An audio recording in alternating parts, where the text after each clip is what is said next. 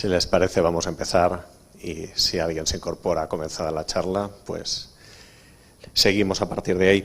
En primer lugar, darles las buenas tardes. Me presento, mi nombre es David Aliaga. Yo estoy aquí por una circunstancia medio azarosa, porque mi campo es el de la teoría literaria. Soy escritor de ficción y esos son los dos ámbitos en los que se mueve mi vida profesional. Pero sí que hace algún tiempo escribí algo que yo no llamaría ensayos, sino cuadernos de campo, en los que traté de explorar la bibliografía existente y la documentación existente en cuanto a los vínculos entre la masonería y el judaísmo. Llevaba algún tiempo sin hablar de este tema, pero hace algunos meses recibí una invitación generosa y muy amable por parte del Centro Sefarad de Israel y de su directora de Cultura, Esther Ben-Dahán, que me invitó a participar del ciclo de conferencias que iban a estar relacionadas con la exposición de la que ustedes, si no han podido disfrutar todavía, pues tal vez cuando terminemos, prometo no alargarme demasiado y así seguro que pueden disfrutar un rato de la exposición que han preparado. Pues bueno, me invitaron a rescatar eso que yo considero pues notas de campo, ¿no? y notas de lectura sobre este vínculo entre estas dos instituciones, o entre la institución de la masonería y la tradición hebraica.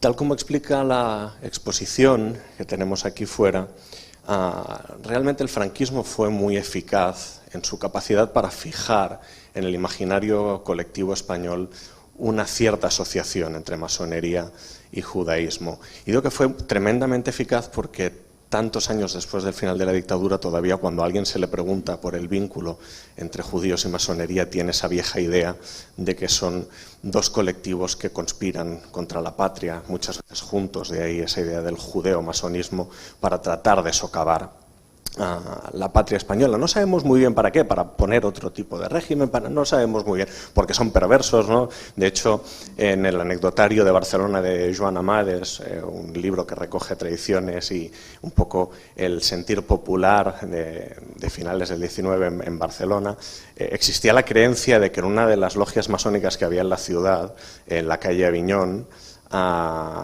había un pozo que conectaba directamente con el infierno, ¿no? Bueno, todas esas ideas que ha habido alrededor de la masonería, pues bueno, realmente el franquismo no inventó eso, sí han venido otras de las conferencias, yo he podido escuchar algunas, esa idea del contubernio judeo-masónico no se la inventa el franquismo, viene de mucho antes, simplemente el franquismo lo utiliza de forma muy práctica, ¿no? Digamos, para tener o para situar en la mente de los españoles un enemigo, un temor, ¿no? Un elemento cohesionador que permitiese afianzar el régimen. De hecho, y yo ahí no me quiero extender mucho, son otros los historiadores que son especialistas en esto, pero sabemos que tanto la población de judíos como la de masones en España, cuando comienza la dictadura de Franco, es insignificante, con lo cual no sabemos hasta qué punto, ¿no? Estaba justificado pensar que pudieran llegar a ser un peligro real. Pero bueno, insisto en que ese no es mi campo. Más allá de ese relato, que parece que es el que se ha perpetuado, el que ha quedado en las mentes de muchos de nuestros compatriotas, existe una relación cierta entre judaísmo y masonería, que es la que yo quise explorar, y entendí que era una relación de una naturaleza muy distinta a esa que describen sus enemigos. Se trataría de un vínculo basado en afinidades éticas y simbólicas, por ejemplo, en la concepción moral del individuo que ambas tradiciones comparten, en el uso de símbolos, rituales compartidas, incluso también algunos de los textos importantes de la tradición judía se constituyen como fuentes de los textos y de la ritualística masónica. De hecho, ustedes también seguramente en muchos ámbitos habrán escuchado decir, o algunos autores les habrán escuchado defender, que la masonería es una institución cristiana. Bueno, ahí yo como judío y como alguien que se ha educado con las fuentes judías, lo que suelo decirle es que es una institución tan cristiana como el cristianismo viene del judaísmo, ¿no? Y comparte, ¿no? Es decir, para lo que algunos autores y para algunos masones es el Antiguo Testamento, para nosotros es el Tanaj. Que por ahí encontraríamos también, ¿no? En las fuentes, en los libros de los que beben y de los que parten algunas de las leyendas y de los rituales o ceremoniales masónicos encontraríamos. Y diría que también algo en lo que coinciden ciertas formas de judaísmo y de masonería sería en proponer la tarea que le proponen al individuo. Para un judío que acepta el pacto del Sinaí, una de sus misiones en este mundo es el tikkun olam, ¿no? Es la reparación de las imperfecciones del mundo, participar de la justicia social, tratar de oponerse a aquello que le parece que es injusto, también con esa idea que subyace en algunas otras de las festividades, como el Año Nuevo de los Árboles, que hemos celebrado hace poco, ¿no? Es dejar el mundo algo mejor para los que vienen, no ya para uno mismo, sino para las generaciones que vendrán. Y la tarea que desempeña un masón en la logia, aquella en la que es formado en el taller, justamente es la de cultivar éticamente, moralmente, lo que metafóricamente podríamos llamar una luz interior, ¿no? Que tiene que ver con, o que es una metáfora de los valores de libre pensamiento, justicia social, compasión, y alumbrar con ella, con esa luz que reciben en el taller, alumbrar el mundo que está fuera del espacio masónico. Y es sobre ese otro vínculo sobre el que a mí me gustaría darles algunas pinceladas esta tarde, y no tanto hablar de, ¿no?, como suele ser típico también cuando se explora esa otra relación entre masonería y judaísmo, hablar, no, es que en el templo masónico encontramos, en algunos hay caracteres hebreos y está el nombre de Dios. Está escrito el nombre de Dios con caracteres hebreos, hay una menorá sobre el pedestal en el que se encuentra el venerable maestro. Bueno, no es de eso de lo que me gustaría hablarles, me parece que es algo que está un poco más trillado, que es mucho más fácil encontrar bibliografía al respecto. A mí me gustaría esta tarde exponerles ideas sobre otras dos patas de esos vínculos entre masonería y judaísmo. Por una parte, parece que falla, bueno, esperemos que luego la grabación se escuche bien. Por una parte, querría hablarles de cómo la masonería, en ciertos momentos históricos en los que la comunidad judía era vulnerable, se constituyó como un espacio de acogimiento para la judía. Y por otra parte, me gustaría hablarles también de cómo percibe la tradición judía la masonería, especialmente, y probablemente esa es la parte de la labor que yo hice que me parece más interesante compartir, porque la bibliografía no se ha ocupado tanto de ello. ¿Qué han dicho los rabinos de forma explícita sobre la masonería? ¿No? Durante algún tiempo me sumergí en la lectura de responsas, traté de buscar entre, ¿no?, la producción de artículos de rabinos, qué es lo que se había dicho, ¿no?, los sabios de nuestra tradición, qué es lo que habían dicho o habían pensado sobre la masonería.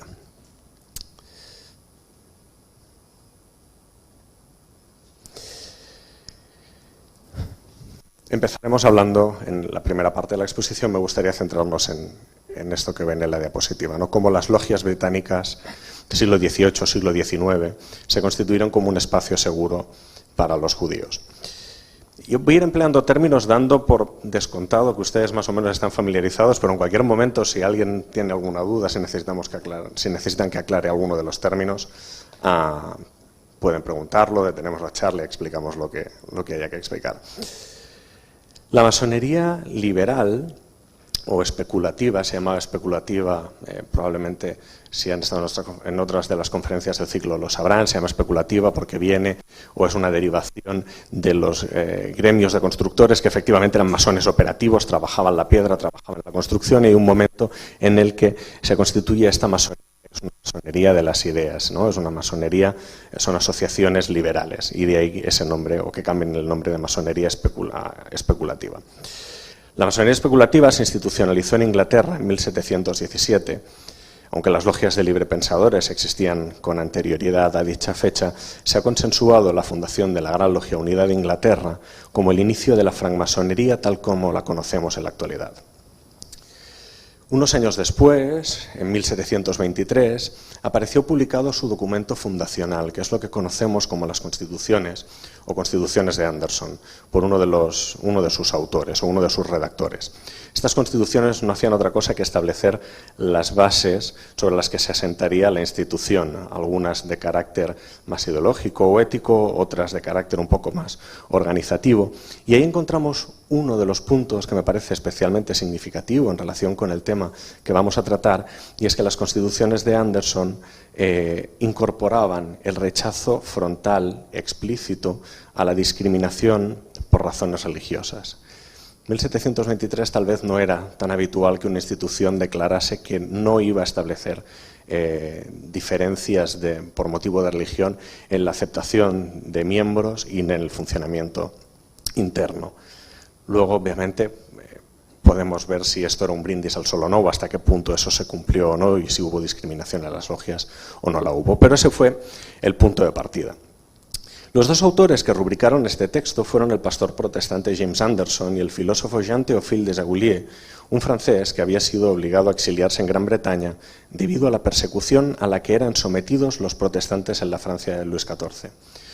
Un dato biográfico nada menor para nuestros intereses, ya que probablemente haber sido víctima de la discriminación religiosa, encontrarse en ese contexto, junto con la vocación humanista con la que nacía la institución masónica, tuvo que causar alguna influencia en el hecho de que en sus constituciones recogiesen explícitamente esa no discriminación por motivos religiosos.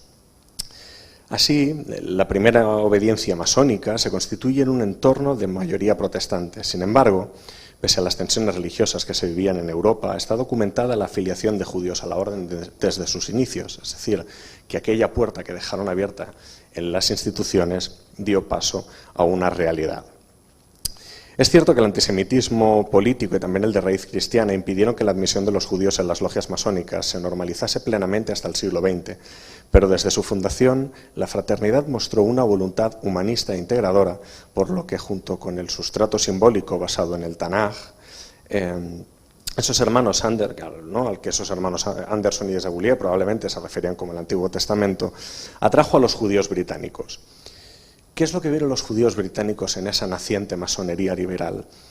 Lo vieron como un entorno amable en el que relacionarse sin temor a la persecución y una vía para su integración y participación en la sociedad británica que en otros ámbitos no podían encontrar. Y es que la legislación, y cuando no era la ley eran los prejuicios tan extendidos, les impedían ocupar cargos públicos o ser admitidos en otro tipo de círculos sociales. Esto es fundamental para comprender el atractivo que presentaba la masonería para los judíos en la Inglaterra georgiana. Tras su readmisión informal en el siglo XVII, la comunidad judía británica seguía siendo pequeña y legalmente restringida. Aunque no existían guetos ni expulsiones, los judíos estaban excluidos de cargos públicos, universidades o gremios profesionales. Y su aceptación social dependía siempre en gran medida de la tolerancia y de la buena voluntad del ciudadano con el que se encontrasen delante y no de derechos garantizados. La comunidad judía londinense estaba compuesta principalmente por sefardíes, descendientes de judíos españoles y portugueses, establecidos en el siglo XVII. Pese a un contexto no precisamente facilitador, algunos de estos sefardíes habrían logrado alcanzar una cierta prosperidad, y para el siglo XVIII, que es cuando se institucionaliza la masonería, algunos de ellos estaban luchando por encontrar mecanismos de integración respetables en la sociedad británica que no los llevasen a renunciar, no los obligasen a tener que renunciar a su identidad. Y es ahí donde aparece la masonería, que de forma estatutaria, como hemos dicho, prohibía cualquier forma de discriminación religiosa en la admisión de candidatos. Algunos autores, como León Celdis o María José Arévalo, especulan con la posibilidad de que el primer masón del que tenemos constancia documental escrita, ¿no?, como parte o como miembro de esta Gran Logia Unida de Inglaterra, fuese precisamente uno de esos sefardíes londinenses, ¿no? Si ustedes han leído bibliografía masónica relacionada con el judaísmo, tal vez les suene el nombre de Francisco Francia o de Frances Francia, es un nombre habitual. Pero lo cierto es que no sabemos hasta qué punto ese dato es tan cierto. Lo que sí sabemos es que no es el único nombre que suena y encontramos algunos nombres documentados ya en la época, muy poquito después de que se redacten las constituciones de Anderson. Por ejemplo, en la edición del 22 de septiembre de 1732, el diario Daily Post informaba de la iniciación de un tal Edward Rose, tabernero de profesión, y decía en la nota que había sido iniciado en presencia de judíos y no judíos, oficiando la ceremonia Daniel del Valle, eminente comerciante judío de rapé. Es decir, en 1732 sabemos que había membresía judía en la Gran Logia Unida de Inglaterra, y no solo eso, sino que además se les había permitido ostentar algunas dignidades, en este cargo la de venerable maestro de este taller en el que se oficia este tabernero, Edward Rose. El historiador escocés Avery Newman ha documentado a varios de esos sefardíes que ingresaron en la masonería, atraídos por las oportunidades de sociabilidad, prestigio y redes comerciales que también les ofrecía la institución. Cito a través del propio Newman algunos de los nombres que aparecen en los registros de la Gran Logia Unida de Inglaterra, se pueden consultar actualmente en su sede en Londres. Para esos primeros años para esos primeros años. En 1723, por ejemplo, entre los registros de membresía de la Gran Logia Unida de Inglaterra encontramos a Benjamin de Luz y Simon Ansell. En 1725, Israel Segalas y Nicolás Abrahams. En 1732, a Solomon Mendes, Abraham Ximénez y Abraham Cortisos. En esos mismos registros, además, podemos ver algo que, igual que en la nota del Daily Post, se constata en la documentación interna de la masonería británica, que es que tenían oportunidad, no solo eran admitidos, sino que tenían oportunidades de ocupar posiciones de prestigio. Y es que en uno de los libros de registros de 1732 encontramos que algunos miembros de la comunidad judía, como Solomon Mendes, el doctor Meyer Schomberg y Benjamín da Costa, ocuparon la posición de Gran Steward. Newman ha identificado en total hasta 15 iniciados judíos los registros de la obediencia inglesa en sus primeros años, hasta 1738. 15 sobre un total de unos 800 masones que había por esa época afiliados a la Gran Logia Unida de Inglaterra. Si lo pensamos así, el porcentaje es ínfimo, claro, es un 1, poco por ciento.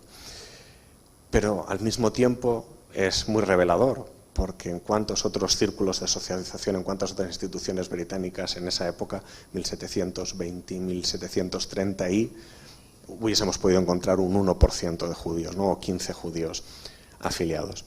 La proporción tampoco es despreciable si consideramos que a principios del siglo XVIII la población judía de Inglaterra no era muy superior a la de los 1000 ciudadanos. Pero más allá de esos datos hay algo que Newman constata y que también resulta revelador. Y es que para convertirse en judío, para convertirse en masón, al menos en esa época, una de las normas establecidas era que uno tenía que contar con el apadrinamiento de otros 2 miembros de la logia. Por lo tanto, significa que dentro de la institución no solo había judíos, sino que había gente que propiciaba que entrasen, que admitía el trato e incluso lo favorecía. Por cada judío que era admitido había una comunidad de británicos gentiles que estaban dispuestos a acogerlos y que le daban la bienvenida en sus salones. Sabemos también que ya para el siglo XIX, a principios del siglo XIX, se autorizó la creación de logias judías. ¿Qué es una logia judía? De pronto los judíos querían entrar en la masonería para socializar y de pronto establecían sus propias logias para estar solo ellos allí dentro. No, no es eso, no se trata de eso. Una logia judía era una logia en la que de forma estatutaria recogía algunos compromisos, como por ejemplo que en los banquetes que se celebraban después de las reuniones la comida tenía que ser kosher, para que no hubiese ningún problema halágico, ¿no? Si había hermanos observantes que acudían a esa tenida y que se quedaban a cenar. Pues para asegurar eso, por ejemplo, recogían también estatutariamente que no se reunirían durante el Shabbat. Significaba eso. Obviamente en las logias judías la mayoría de los iniciados eran judíos, pero no era excluyente. Encontramos otros mismos que tal vez por afinidades personales o porque se reunían en un punto en el que le quedaba más cerca de donde estaba su domicilio, acababan participando de las actividades de estas logias judías. Una de las primeras de las que tenemos constancia es la logia Montefiore, que levantó sus columnas en el año 1886 en la ciudad de Glasgow. Es una de las primeras, o la primera logia específicamente designada como judía de la que tenemos constancia en los registros. Y de nuevo regresaré un momento a los trabajos de Aubrey Newman, quien dice algo que también me parece ilustrativo sobre esta bienvenida o esta tolerancia que tenía la institución masónica con la comunidad judía. Newman explica que una logia solo puede formar parte de la estructura general de la masonería si está patrocinada por otras logias y aprobada por una cadena de autoridades masónicas que llega hasta las autoridades. Por lo tanto, si existían logias reconocidas como judías, esto constituye una declaración, ¿no? Si en 1886 se pudo institucionalizar en Glasgow la logia Montefiore, cabe destacar que sus miembros fundadores, por una parte, debían de gozar de una buena reputación entre el resto de sus compañeros y haber logrado persuadirlos de la necesidad o de la conveniencia de que existiesen logias en las que ellos pudiesen sentirse todavía más a gusto.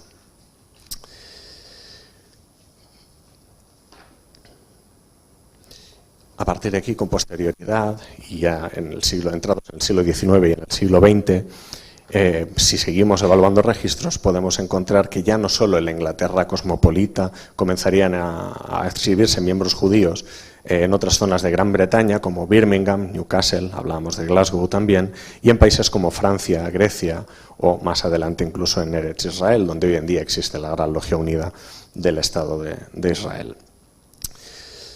En el caso de España, podríamos decir que la masonería también jugó un pequeño papel en la reintegración social de los judíos que regresaron a principios del siglo XX, cuando comenzaron a regresar 500 años después del Edicto de Granada.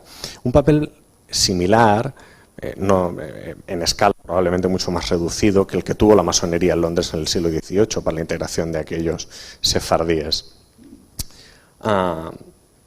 Un libro en el que encontramos, no se centra en eso, pero en el que encontramos algunas pistas y un caso significativo de cómo esto pudo desarrollarse, es este que Vicenç Villatoro escribió sobre el retorno de los Bassat, sobre cómo la familia Bassat regresó a Barcelona a principios del siglo XX, ¿no? Estos sefardíes que completan la idea, o ese ideal del retorno a la sefarad de la que se tuvieron que marchar sus antepasados. En ese libro se nos habla, por ejemplo, del caso de Manuel Cohen, que llegó a la ciudad en 1912 como representante de una empresa de parafinas, y con una misión muy pragmática, ¿no? Él pensaba que en un país tan católico como en España debería poder vender muchas velas y por eso acabó destinado a España como comercial de parafina. Precisamente en ese retrato que Villatoro, como autor del libro, y Lluís Bassat, como alguien que le va contando sus recuerdos familiares, componen de Manuel Cohen.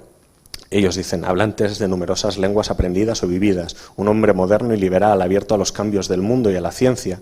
Explican también que durante la dictadura estuvo condenado en el penal de Burgos, abro comillas, por haber pertenecido fugazmente a la masonería.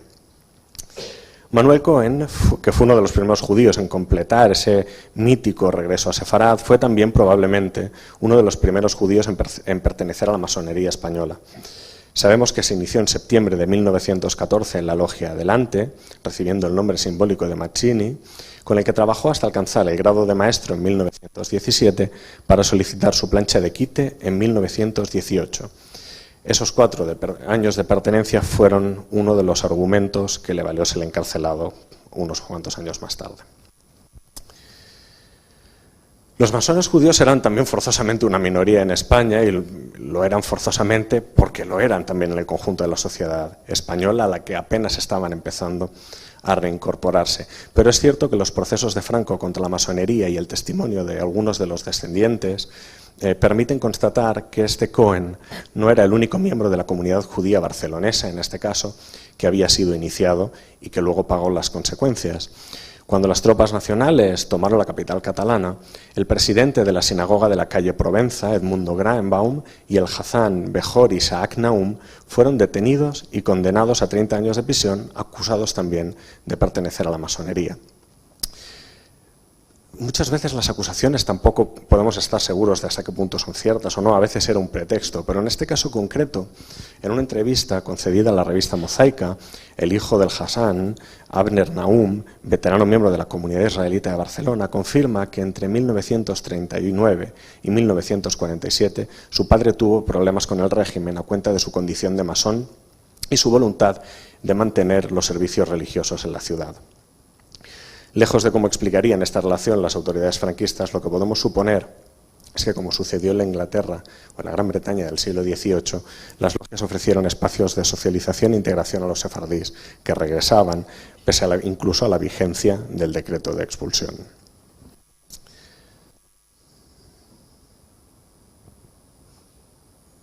Me adelanto un poco a las diapositivas, ya me disculparán. Por otra parte, sabemos también que el crecimiento de la masonería en el norte de África y el Mediterráneo Este a principios del siglo XX se debió, en cierta parte, a masones sefardíes que mantenían relaciones con el Grande Oriente Español en Madrid, que era el equivalente a la Gran Logia Unida de Inglaterra, no era una de las instituciones masónicas de referencia en España.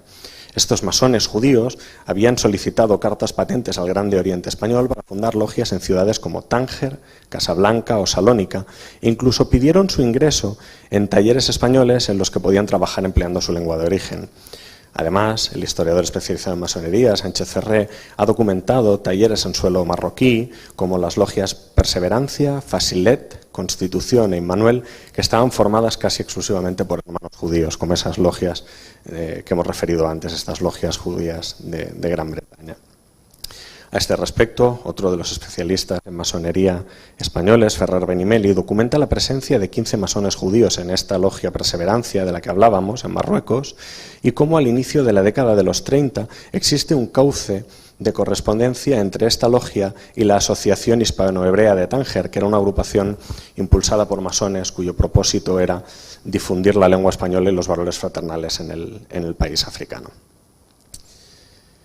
Creo que con estos ejemplos nos podemos hacer una idea más o menos de cuál fue el punto de conexión o de qué forma los judíos se sintieron atraídos por las instituciones masónicas. Evidentemente las vieron, como decía al inicio, como un espacio que no les cerraba las puertas, que no prohibía estatutariamente, con lo cual ya era una anomalía en la época y además pues de pronto era un espacio donde, en el caso de los sefardíes británicos que querían continuar progresando, una forma de poder tener contacto con la sociedad civil y profesional británica sin padecer prejuicios, ¿no? Y en un ambiente de cordialidad.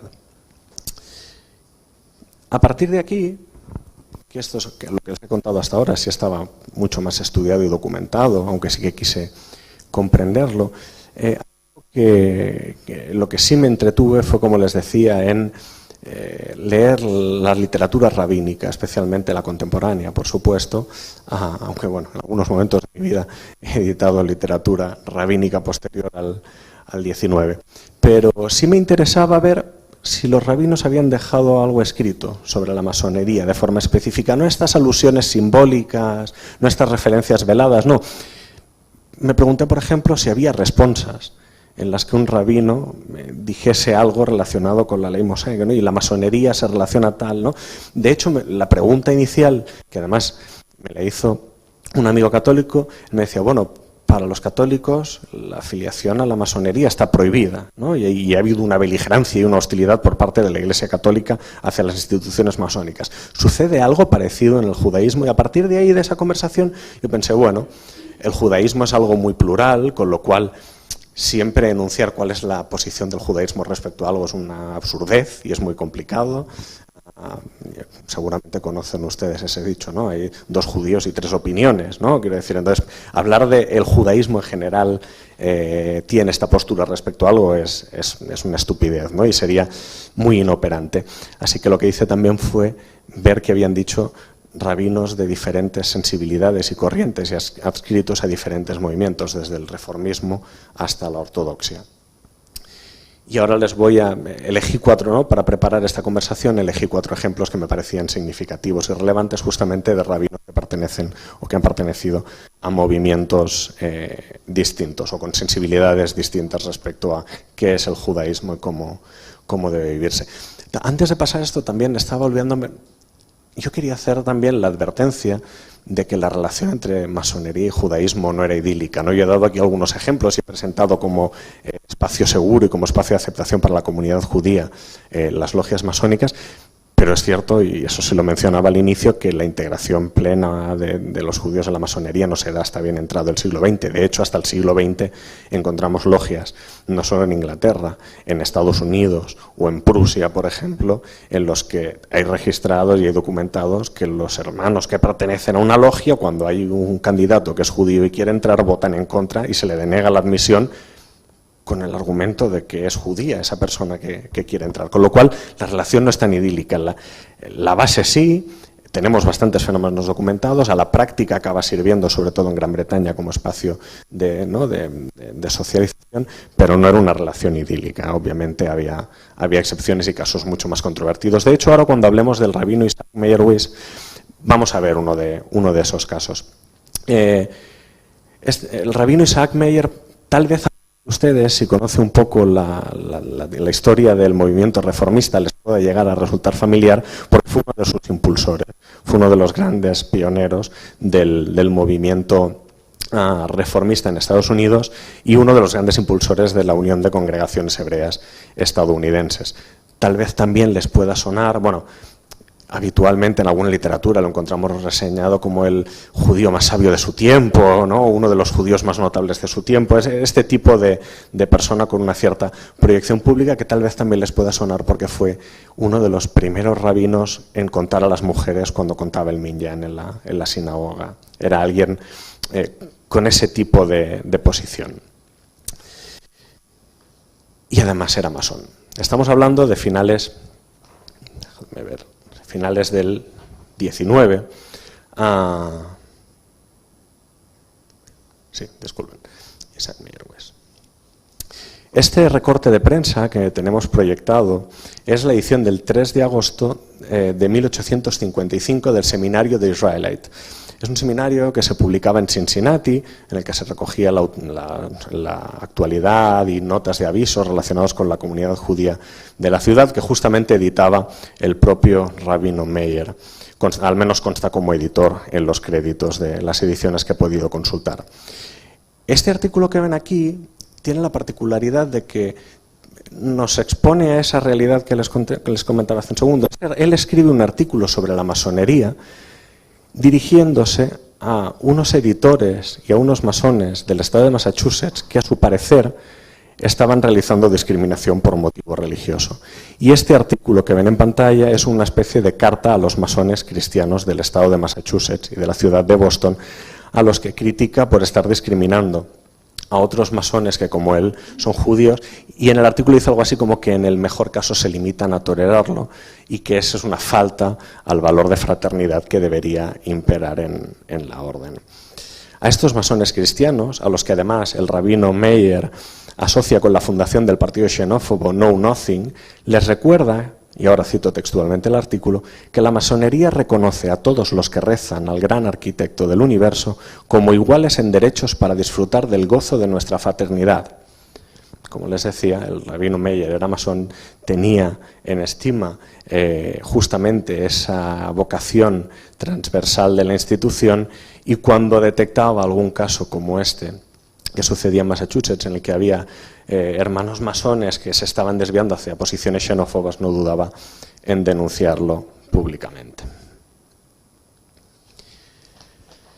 Tal vez uno pensaría, bueno, el rabino Meir era alguien progresista y por eso tiene esa posición respecto a la institución. Podríamos sentirnos tentados de pensar eso, pero lo cierto es que también entre los sabios de la ortodoxia encontramos argumentos similares. Israel Meir Lau, quien fue entre 1993 y 2003 el gran rabino askenazí del Estado de Israel, manifestó en un discurso público, y vuelvo a citar literalmente, que todos los principios que rigen la masonería se hallan en el libro de los libros del pueblo judío. Estas declaraciones se publicaron en la edición del 28 de octubre de 1993 del diario italiano La Repubblica, en el contexto de una crónica sobre la celebración del 40º aniversario de la Gran Logia del Estado de Israel, entre cuyos 1000 invitados se encontraba el gran rabino askenazí. En esa misma pieza, el periodista describe que Meir Lau estaba allí, si no como masón, como una figura religiosa cercana a la masonería y en cuyos círculos culturales no es reacio a participar. Y en esa misma nota, aunque el diario no puede asegurar que Meir Lau hubiese sido iniciado, sí hace constar la afiliación de otros rabinos israelíes notables, como el ex gran rabino del ejército Gad Nabon y el gran rabino de la ciudad de Haifa, Shahab Yishub Cohen.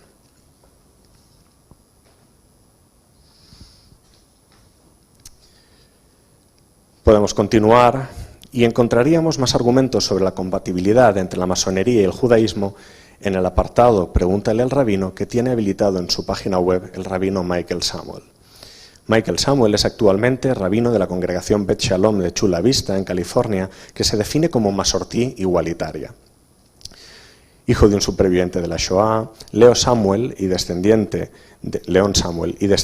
de una larga tradición de rabinos de los países balcánicos, completó su formación rabínica en una yeshiva de Chabad Lubavitch, desde donde evolucionó hacia una comprensión más sortí del judaísmo.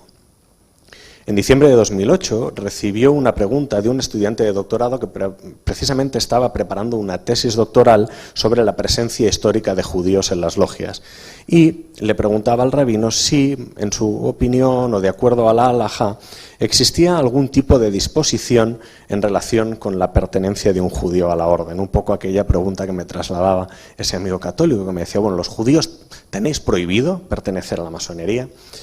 Bien, pues el interrogante que le planteó este joven estudiante movió al rabino Samuel a investigar al respecto, ya que, como confiesa él mismo en su respuesta, hasta ahora nunca había investigado a fondo la importancia de la masonería y advierte, aunque sí debo explicar que mi padre era masón, al igual que muchos de sus amigos judíos. ¿Y qué concluye el rabino Samuel después de dedicar un tiempo a estudiar la masonería y ponerla a prueba a partir de la halajá?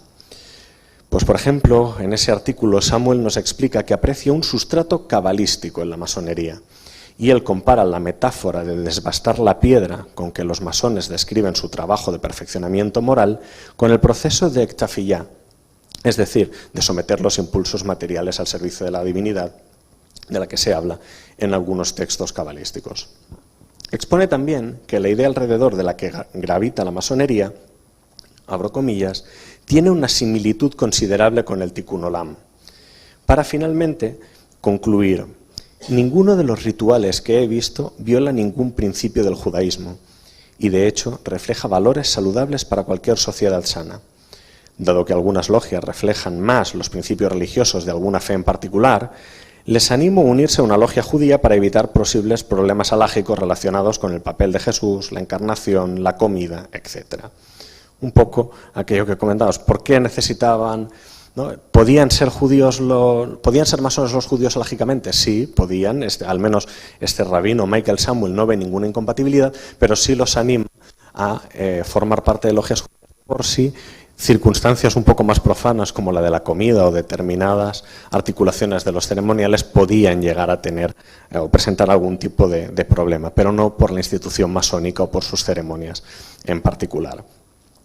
Me parece también curioso de cómo termina la respuesta del rabino Michael Samuel, porque lo hace citando un tratado talmúdico, Berajot, en el que de alguna forma viene a sugerir que hay no esa simbología, ese sustrato común, y en el que nos invita a cambiar la palabra constructor que aparece en ese pasaje talmúdico por la palabra masón. Cito este fragmentito de Berajot, 64a, que dice: Rabí Eleazar dijo en nombre de Rabí Hanina: los discípulos de los sabios aumentan la paz en el mundo. Como dice, todos tus hijos serán enseñados por el Señor y grande será la prosperidad de tus hijos, citando el libro de Isaías. Y en el Talmud nos dicen, no lean aquí Banayik, sus hijos, sino Bonayik, sus constructores. Esa es la conexión con la que cierra su respuesta el rabino Samuel.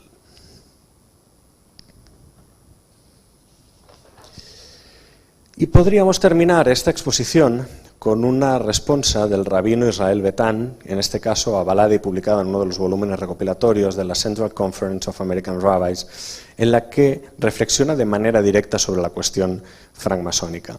En este caso, la respuesta que firma el rabino Betán viene dada como respuesta a la pregunta que le formula otro rabino que manifiesta sus dudas sobre si debería o no oficiar el funeral de un miembro de su comunidad, en el que también se van a realizar algunas honras masónicas.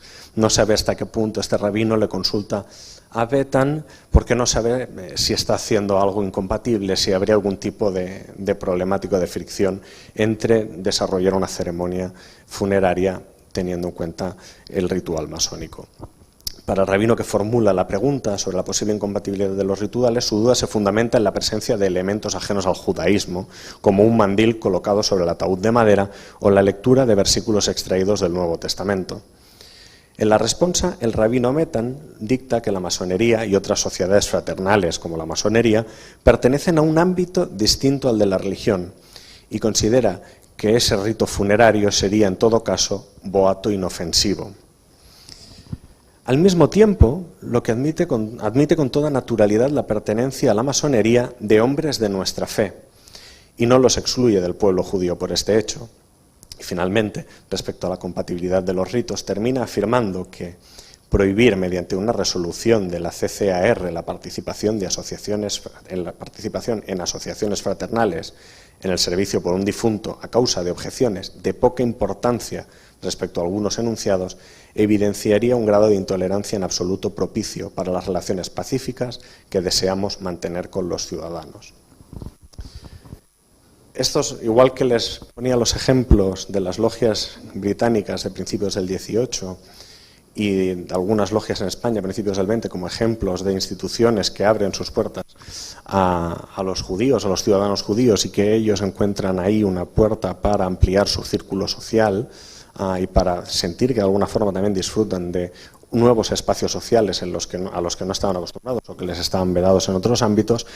Estos 4 fragmentos escritos por rabinos lo que nos dan a entender es que no existe esa beligerancia que otras tradiciones religiosas han tenido con la masonería, sino que se percibe como, no diría un desprendimiento del judío, aunque ahí no encontramos esas referencias a que los rituales, Meyer decía, los rituales masónicos, sus textos son esencialmente judíos, salvo algunas excepciones. No existe esa beligerancia y existe incluso una proximidad. De hecho, algo que llegué a constatar buscando estas responsas de los rabinos en los que apareciese mencionada la masonería y en los que se abordase la cuestión, es que a lo largo de la historia, ya prácticamente desde la constitución de la Real Logia Unida de Inglaterra, hemos encontrado rabinos, algunos de comunidades más pequeñas, algunos realmente eminentes. Por ejemplo, pienso en el caso del rabino Raymond Appel en Australia, que han formado parte de la institución. De alguna forma, estas eran las notas que yo quería compartir con ustedes. Un poco la idea de esta conversación era ampliar esa idea sobre qué vincula el judaísmo con la masonería, ¿no? Y que habitualmente no lograron fijar esa idea del contubernio judeo-masónico. Encontramos también textos en los que se da mucha importancia al peso simbólico y yo quería de alguna forma exponer aquí otras 2 realidades relacionadas con eso. A partir de aquí, abierto a conversar con ustedes, si tienen opiniones distintas, si ustedes tienen un conocimiento distinto de la cuestión, si quieren formular preguntas, yo he venido aquí para conversar con ustedes.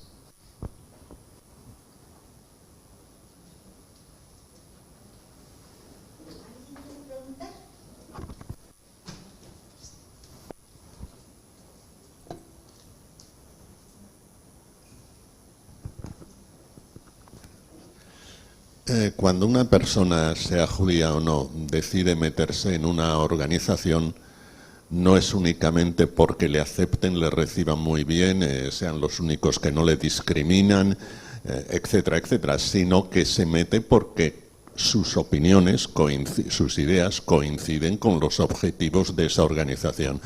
Entonces, ¿me podría decir qué es lo que han buscado los judíos a lo largo de estos 300 años que ha citado al entrar en la masonería, aquellos que han entrado, claro? Enunciar una respuesta generalizando me parece complicado, ¿no? Yo creo que obviamente hay una que tiene que ver con la aceptación, pero estoy de acuerdo en ese argumento, ¿no? Que cuando uno va a alguna parte es porque hay algo que le interesa ahí, ¿no? Y un argumento pragmático, que sabemos que es cierto, que era ese, ¿no? Que era uno de los pocos ámbitos en los que podían socializar fuera de los propios círculos judíos. Estamos hablando de esos primeros tiempos, a principios del 18. Pero luego también está eso que, por ejemplo, el rabino Meyer nos deja entrever, que es que hay un sustrato común. Al principio de mi intervención también decía que, aunque no iba a explorarlo en profundidad hoy, hay un sustrato común, no solo de las fuentes, ¿no? En la masonería, sus rituales, en sus leyendas, en sus textos, bebe mucho de la literatura hebraica. Es una de las metáforas o de las leyendas fundamentales que utiliza para explicar. Bueno, tengo que utilizar el micrófono porque se está grabando, ¿no? Pues si me quedo sin el micro no me escucharéis. Vale.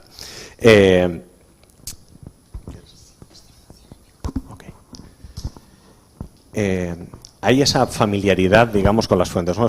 Decía que una de las metáforas fundamentales de la masonería es que los masones son constructores del templo interior, replican la idea de que están construyendo el templo del rey Salomón, con lo cual por ahí hay un lenguaje compartido, hay una historia que nos suena, ¿no? Hay una cierta familiaridad en los símbolos que se emplean, en las metáforas que se emplean para hacer una enseñanza, pero también la hay en la enseñanza que proponen, ¿no? Les decía al principio, Algo que emparenta el judaísmo con la masonería es que un judío que acepta el pacto, ¿no?, entiende que una de sus misiones es el tikkun olam, es esa transformación, ¿no?, reparación de las grietas del mundo. Y sus enemigos seguramente no van a estar de acuerdo con eso, y ahí ya no me meto, pero la masonería lo que nos propone, y si leemos sus textos, sus cartas fundacionales, lo que nos dice es que es una escuela ética, una escuela de pensamiento, de libre pensamiento, y que busca aportar luz desde esos talleres masónicos al mundo. Con lo cual entiendo que hay una misión compartida, por así decirlo, una misión que no es ajena, ¿no?, de alguna forma, y que podían encontrar un refuerzo. De hecho, en uno de los ensayos o estos cuadernos de campo que escribí sobre las relaciones entre masonería y judaísmo, una de las cosas que explicaba es que en la logia y en la sinagoga uno puede llegar a hacer cosas parecidas, o puede llegar a tener la sensación de que está haciendo cosas parecidas.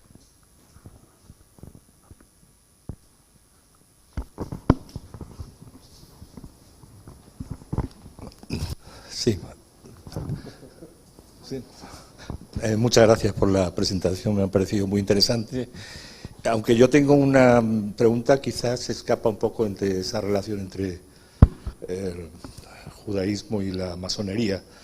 Va más hacia por qué esa beligerancia de Franco y del régimen de Franco a los masones y a la judería, a los judíos.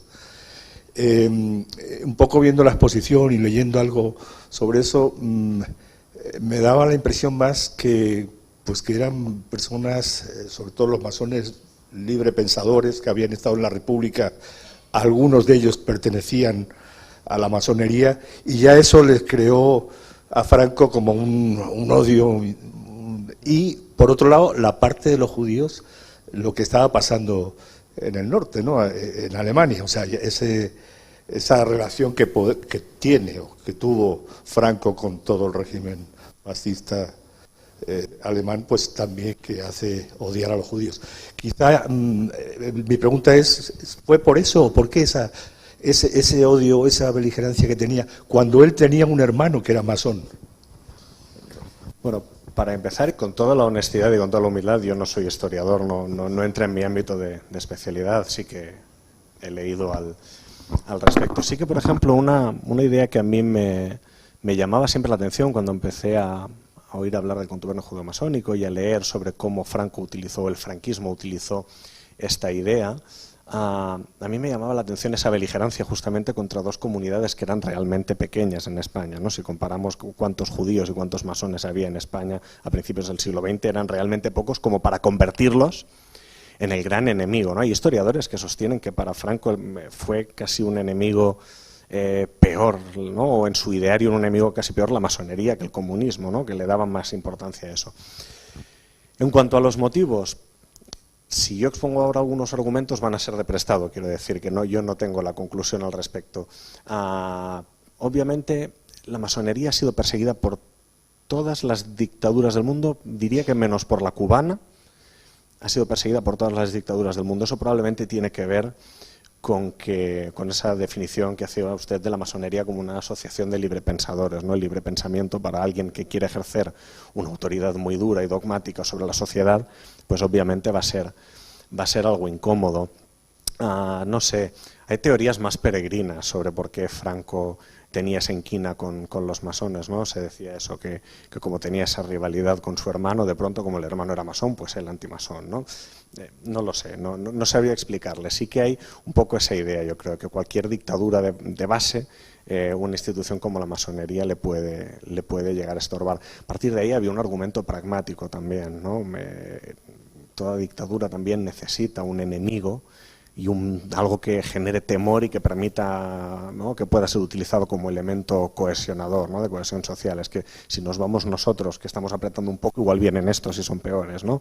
De pronto esa idea de un enemigo invisible también, ¿no?, es un recurso político muy habitual, lo vemos, ¿no?, se está utilizando todo el tiempo a lo largo de la historia, y con los judíos ha pasado también. De hecho, lo que sucedía en Alemania, ¿no?, de pronto un chivo expiatorio que sirva como, no, es que los judíos van a quitarnos el dinero, los judíos quieren echarnos para atraer, ¿no?, de alguna forma. Eso yo creo que por ahí entiendo que debía ir la cosa, pero insisto, yo no soy historiador, me dedico a la teoría de la literatura y a la literatura, con lo cual lo que le estoy comunicando son cosas que uno ha ido leyendo y que tiene en la cabeza, ¿no? Pero bueno, la exposición tiene un argumentario mucho más rico al respecto, y si han podido consultar el catálogo, el libro de la exposición, ahí está, hay un capítulo dedicado expresamente a esto. Sí. A formar parte de la masonería, me oyen, yo creo. Puede ser de cualquier religión, o ponen algunas religiones no las admiten. Sí sé que hace poco en España, hace unos años, admiten mujeres. Sí, no sé desde cuándo, pero en cuanto a la religión, no sé si admiten a cualquier religión. En las constituciones de Anderson en 1717 no dicen vamos a admitir a los judíos, lo que dicen es la masonería no hará distinción por motivo religioso, no va a discriminar por motivo religioso, y en la actualidad, hasta donde a mí me consta, sigue siendo así. Es más, cuando los masones realizan sus trabajos, los hacen normalmente, algunos los hacen con una Carta de los Derechos Humanos presente, digamos como en las películas que uno va a jurar y pone la mano sobre la Constitución, pues en algunos casos los masones trabajan con la Carta de Derechos Humanos, algún documento similar, y en algunos casos trabajan, en la mayoría de los casos, con una Biblia o con un Nuevo Testamento. En la Gran Logia del Estado de Israel, y lo digo porque me parece sintomático, cuando los masones se reúnen a trabajar, trabajan teniendo los 3 libros de las 3 religiones monoteístas presentes. Tienen un Nuevo Testamento, tienen una Torá y tienen un Corán. A priori sería antiestatutario, digamos, y obviamente contra el espíritu de la institución llevar a cabo una discriminación a cualquier tipo de tradición religiosa. No.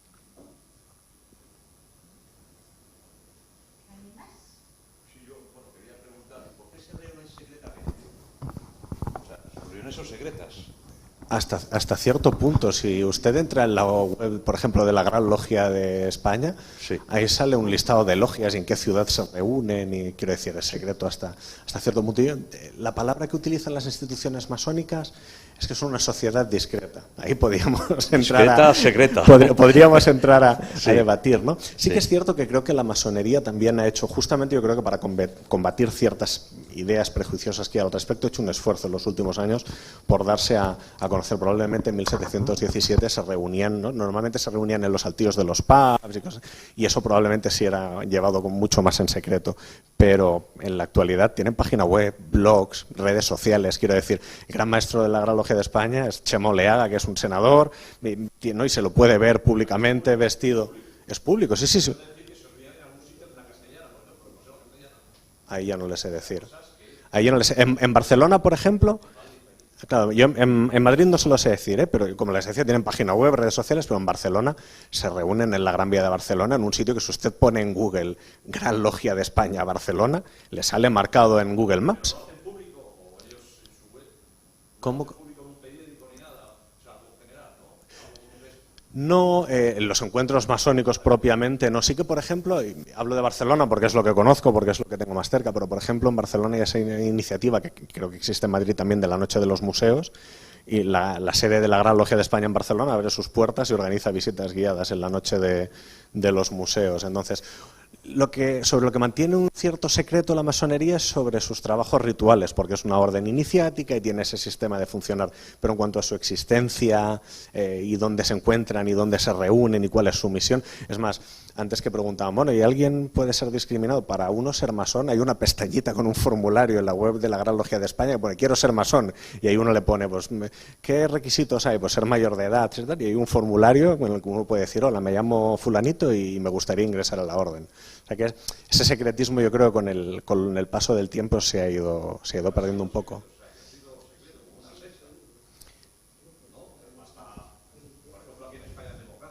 Sí, sí. Bueno, de hecho hay una anécdota muy célebre. Sí, claro, obviamente durante la dictadura no hubo instituciones masónicas en España, eran perseguidas. Claro, Iván, había ese miedo todavía, y una anécdota que a mí me contaron, esto es una anécdota que a mí me contaron y puede ser cierta o no, pero sí que dicen que cuando en el 23F entró la Guardia Civil, allí estaba Lluís Salat, que era el gran maestro, fue el primer gran maestro de la Gran Logia de España una vez se vuelve a a establecer la institución en la España democrática, o no sé si era había un diputado que tenía una tarjeta de Lluís Salat en el bolsillo y que cuando entró la Guardia Civil dicen que se la comió por miedo a que si lo cogían le encontrasen una tarjeta en la americana del que en ese momento era el gran maestro de la Relojería de España.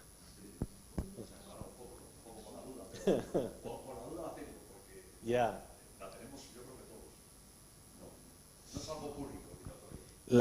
Las actividades de la masonería, digamos, o sea, lo que pasa que hoy en día, si ustedes ponen en YouTube ceremonia masónica, y la van a ver, quiero decir,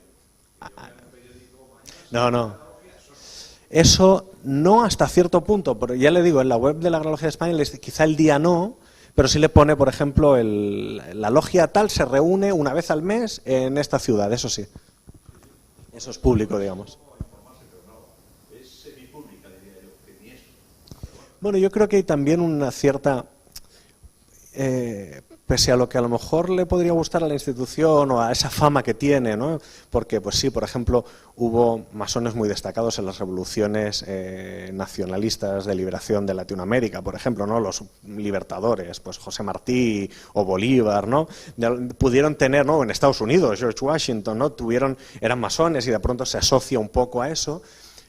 Lo cierto es que el peso de la institución en España ha sido siempre muy menor. Entonces yo creo que no es que esté escondido, sino que la gente en general no tiene mucho interés en saber qué es la masonería, porque la información está, quiero decir, y hay libros publicados. Yo digo, hoy en día es un poco demencial, pero hoy en día en YouTube se puede ver un ritual masónico. Pues no sabría, yo creo que sí que puede llegar a verse, porque en el fondo está inscrito en el registro de instituciones. O sea, yo creo que sí, entonces yo creo que eso tiene que estar en alguna parte y tiene que ser accesible seguro, ¿eh? Sí, no sé,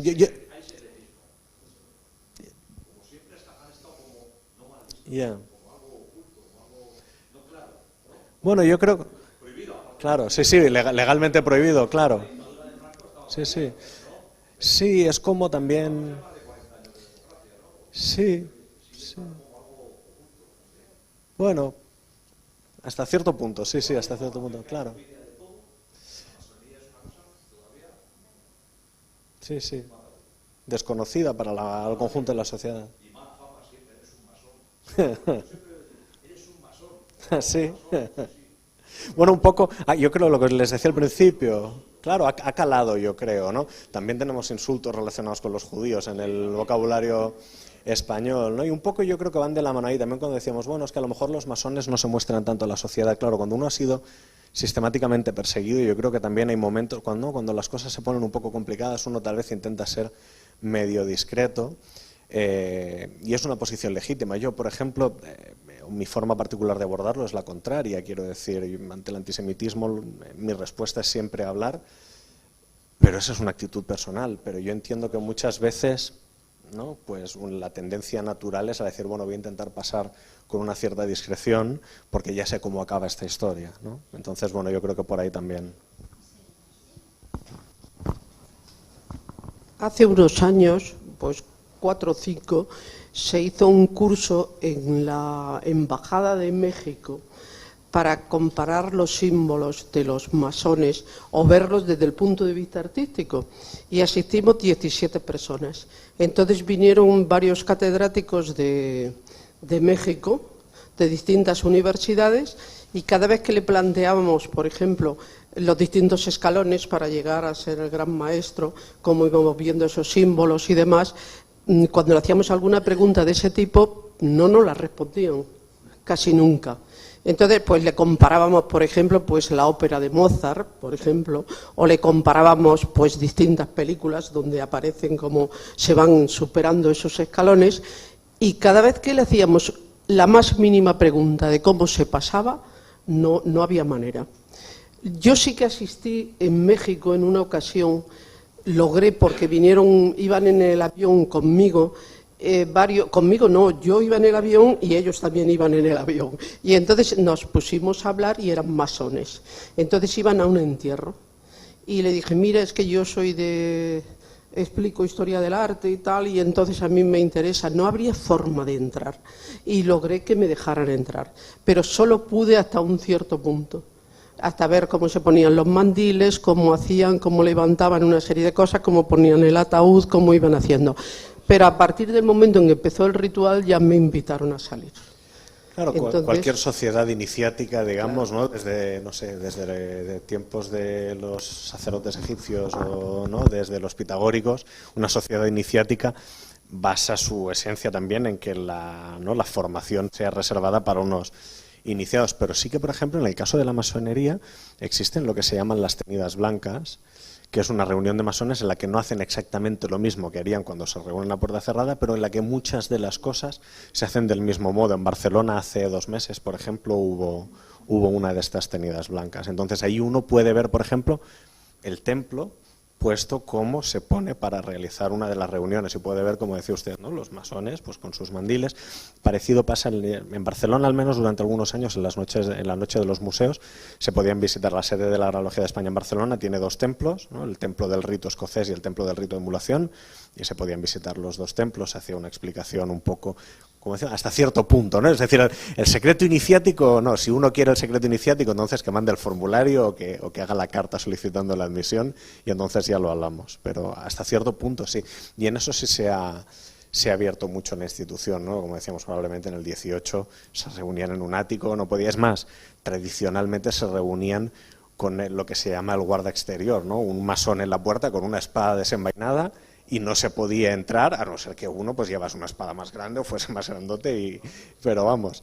Pero entonces sí, hasta cierto punto sí se ha abierto más la institución. Ya les digo, si entran en la página, si buscan Gran Logia de España, entran en su página web, van a poder ver cosas. En Instagram está muy activa la institución.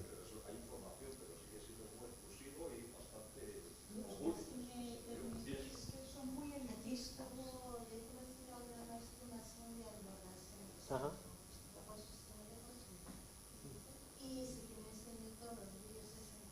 Ah, sí.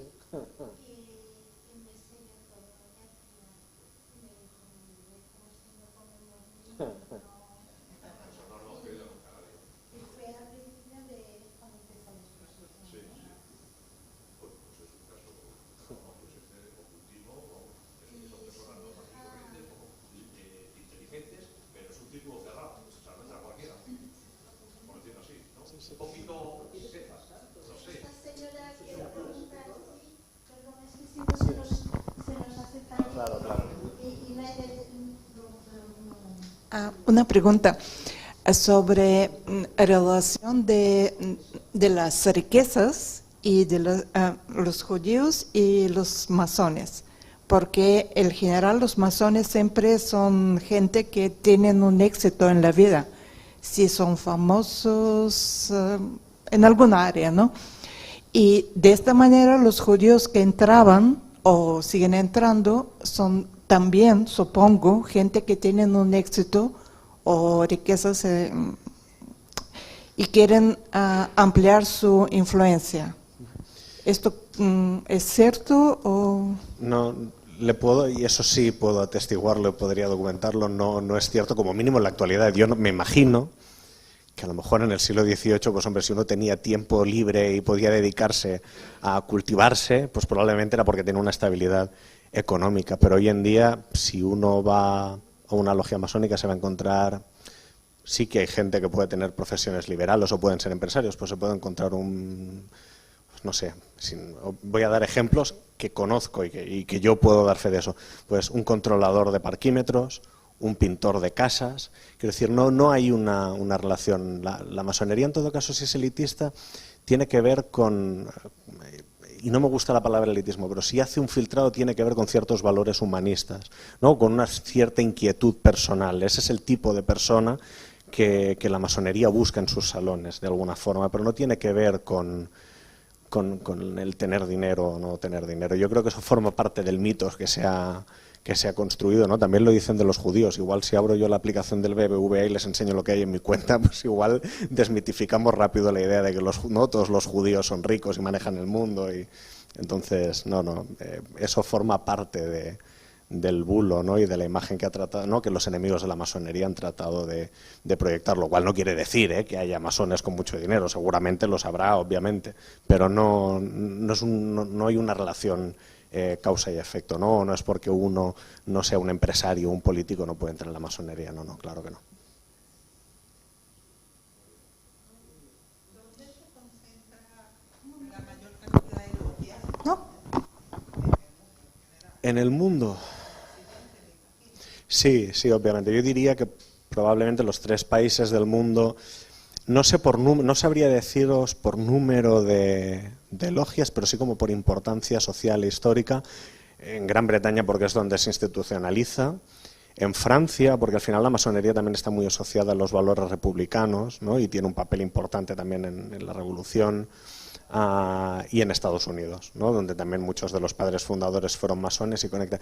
De hecho, a diferencia de lo que ha sucedido durante mucho tiempo en España, que uno si era masón tenía que esconderlo, no lo decía mucho, se ponía de perfil, en Estados Unidos y en Francia, en Inglaterra yo no lo he visto tanto, pero en Estados Unidos y en Francia sí, los masones a veces lo acreditan en su currículum vitae, porque consideran que es una marca de prestigio social, porque lo que revela es que hay esa inquietud humanista, social, ¿no? Y que de alguna forma hacerlo constar en el currículum puede ser tenido a bien por la persona que va a considerar eso. Entonces yo creo que sí que los 3 grandes polos de actividad para la masonería y con más tradición, digamos, y con más cultura masónica serían Estados Unidos, donde ahí, por ejemplo, en Estados Unidos los templos son visibles porque son enormes. Yo estuve hace 2 o 3 años en San Francisco y en el centro de San Francisco hay un templo enorme con su escuadra, su compás, con 2 columnas ahí en el pórtico. Quiero decir, ahí sí que no hay, igual si uno entra puede ver el calendario de cuando se reúnen y, ¿no?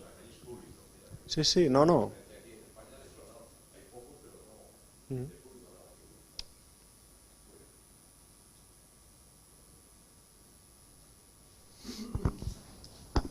Yo creo que aquí no es público, aunque lo sea, simplemente porque hay muy pocos, y se notan muy poco. Pero, por ejemplo, en Estados Unidos, que es lo que ha citado el conferenciante, yo he visto allí algo que me dejó impresionado. En grandes ciudades, en las afueras, como es donde los ponen, hay inmensos hospitales con 5.000 camas. Y por si alguien tiene dudas, en la puerta pone con grandes letras Hospital Masónico, financiados por ellos mismos, porque en Estados Unidos no hay sanidad pública. Entonces los masones financian lo suyo para recibir a todo el que pague. No le dicen usted no es masón, usted no entra. No, el que pague como los demás entra. En Inglaterra, por ejemplo, es muy habitual, no, pero pueden verse ambulancias o helicópteros medicalizados con una escuadra y con un compás, que son donaciones, porque decíamos que la masonería es una institución con una vocación ética, también filantrópica, y por ejemplo en Inglaterra muchas veces las logias han donado material médico, y hablamos de material médico, también porque como son muchos más, pues obviamente tienen esa capacidad, ¿no? Y de pronto, pues si uno sigue en las cuentas de redes sociales, entra en la web de la Gran Logia Unidad de Inglaterra, de pronto puede ver, en marzo de 2017 donamos a tal hospital un helicóptero medicalizado para, una donación, y ahí no es ni siquiera que digamos la logia, ¿no? O la obediencia gestione el hospital, sino que ellos una donación que hacen como un acto de filantropía. Sí, eso en Inglaterra es también relativamente común y en Estados Unidos pues muchísimo más, claro. Hola, ¿qué tal? Me perdí la conferencia, pero estoy escuchando sus preguntas y son muy interesantes. Pero no comemos niños. Yo vengo de México, soy masón. Son actos filantrópicos, son los actos más de buena fe que he conocido, que hacemos. La creación de los hospitales por medio de los Shriners es un acto muy grande. Por ejemplo, en México hay muchos casos de niños de quemaduras. Ellos envían un avión hasta donde esté y totalmente gratuito lo atienden. Eso entre otras creaciones, la Cruz Roja, los Boy Scouts.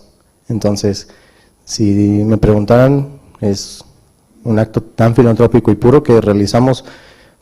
No somos los que controlamos al mundo, somos comunes y corrientes, pero nos gusta estar bien con usos y costumbres de buena manera. Gracias.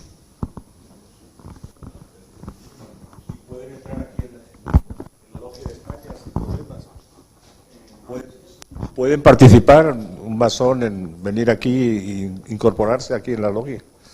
Sí. Es poner una carta de pase de mi país, sí, o identificarme directamente con ellos con un tipo de salud.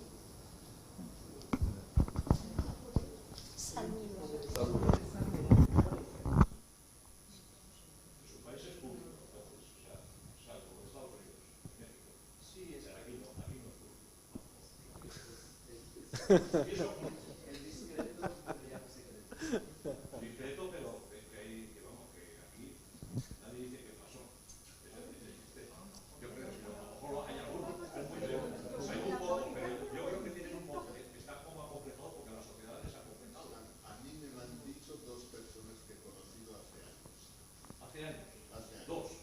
Dos. Bueno, por una sencilla razón. Yo creo que entre todas mis amistades nunca ha habido más de dos masones. Como que te estigmatizan, ¿no?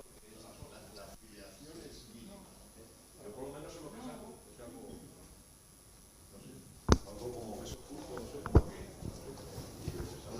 En España, para que una organización pueda ser declarada ilegal, pero nada más creada, vamos, para que se impida su legalización el primer día, tiene que ser, el único motivo es que tiene que ser secreta.